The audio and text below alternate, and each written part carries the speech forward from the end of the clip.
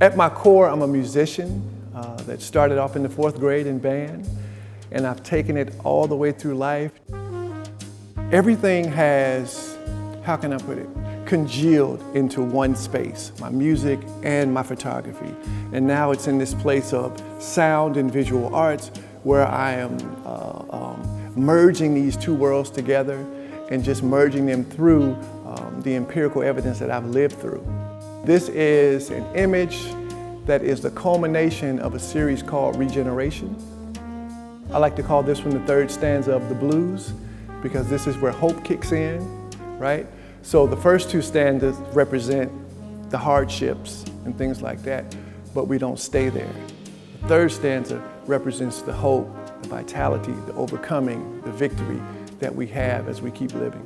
The visual part of why I got into this, how I got into this and all that, started off with just basically, I don't want to say illness, but a situation to where I had to go in the hospital and I couldn't play for like a year.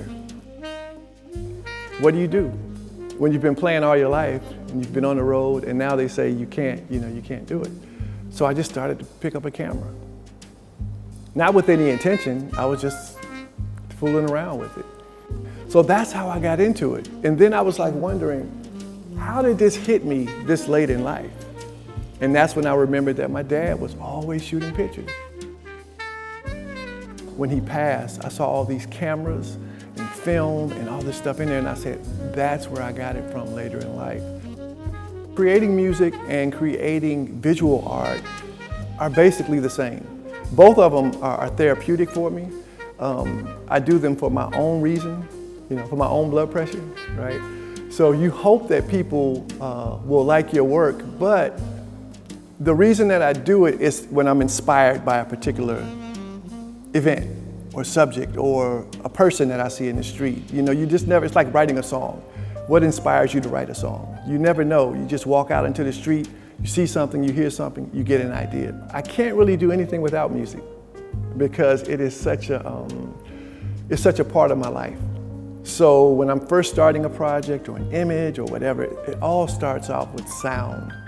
So I have to play something. I have to have Miles Davis going or John Coltrane or Mingus or Monk. Something has to be playing to get me, for my inspiration to kick in. And the interesting thing is, when I'm creating visually, I hear music. When I'm performing, I see images. So I know when I'm finished when I don't know when I'm finished, because I never know when I'm finished, right? It's like you're talking, and sometimes it's hard to figure out a way to stop. It's kind of like, I'll give you an example. John Coltrane played with Miles Davis. John Coltrane would always play all the time, right? And he would tell Miles, he said, I don't know how do I stop? And Miles says, just take the horn out your mouth.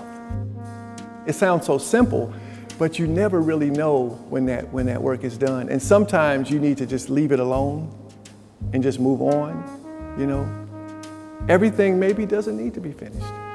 So the rest of my show is at Fisk University in the Carl Van Vechten Gallery.